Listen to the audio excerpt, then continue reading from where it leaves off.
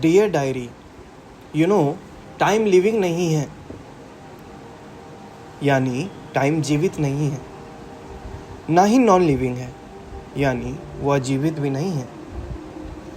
ठीक शून्य की तरह, जिसका नाम तो है शून्य, लेकिन वास्तविक में उसका तात्पर्य कुछ ना होने से ही है। कितनी अजीब बात है कि हमें पता है शून्य होता है, लेकिन कुछ ना होना ही शून्य होना समझा जाता है।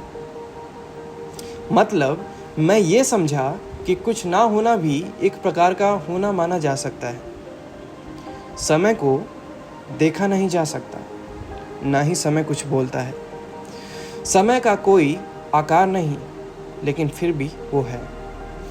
कोई नहीं जानता समय का जन्म क्या है, समय का जन्म कब हुआ, और कोई नहीं जानता कि समय की मृत्यु कब होगी भी या नहीं, क्योंकि जो जन्मा ही नहीं वो मरेगा कैसे। वो तो हम हैं, जीवन चक्र में फंस के पीसे जा रहे हैं। ज़रूरी थोड़ी कि हर चीज़ पीसे।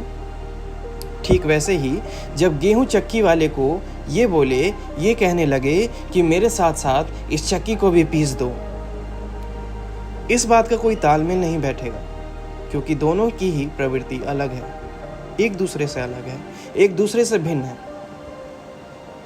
एक को पीस के किसी के पेट में जाना है, वहीं पर दूसरे का काम उसको पीसने में है।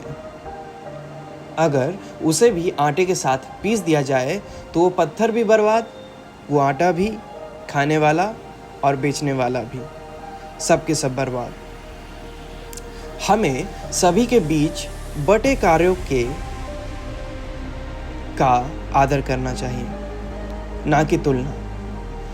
समय कभी भी जीवन चक्र का भाग था ही नहीं, ना ही कभी बन सकता है। लेकिन ये हो सकता है समय रूपी चक्की में गेहूं समान जीव पिस रहे हों।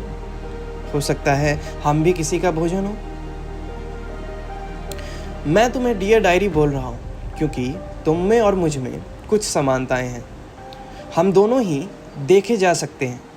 वहीं पर मुझे सुन के तो तुम्हें पढ़ के किसी चीज़ का भाव समझा जा सकता है।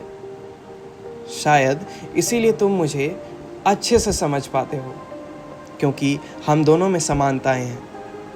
ये ठीक वैसा हुआ जैसे पानी अगर पानी में मिले तो दोनों में कोई भेद नहीं होता, वो दोनों एक दूसरे में समा जाते हैं, मानो दोनों कभी अलग हुए ही नहीं थे। वहीं पर वही पानी में ना मिलकर तेल में मिल जाए तो तेल चीख चीख के सबको पानी का अस्तित्व बता देगा। और यही हाल पानी तेल का करेगा जब तेल पानी में मिलना चाहेगा। ऐसे में ये समझना जरूरी है कि पानी और तेल को प्राकृतिक रूप से एक दूसरे में नहीं मिलाया जा सकता। दोनों को ही अपने अपने गुण वाली वस्तु की तलाश करनी होगी, यानी कि तेल को तेल की और पानी को पानी की, तभी बात बनेगी।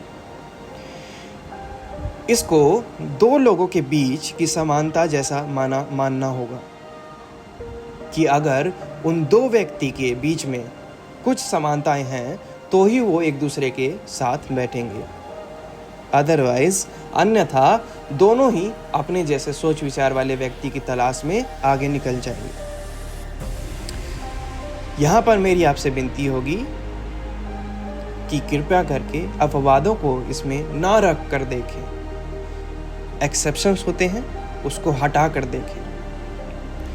तो जब मैं समय यानी टाइम से बात करना चाहता हूँ, तब मैं ये समझ पाता हूँ कि टाइम और मैं कहीं से भी एक समान नहीं है, बल्कि मेरा तो कोई अस्तित्व ही नहीं है समय के सामने, क्योंकि मैं उसे देख नहीं सकता, मैं उसे सुन नहीं सकता, मैं उसे कुछ समझा नहीं सकता, ना ही उससे बात करके मैं उससे कुछ पूछ सकता हूँ।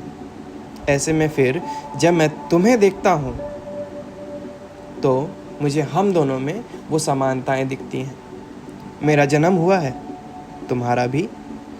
हमें छुआ जा सकता है, हम दोनों की मृत्यु लिखी हुई है। इसके अलावा हम दोनों को ही सुन के और पढ़ के समझा जा सकता है। तो देखा कितनी समानताएं हैं मुझ में और तुम में। तो भला क्यों ना बात करूं मैं तुमसे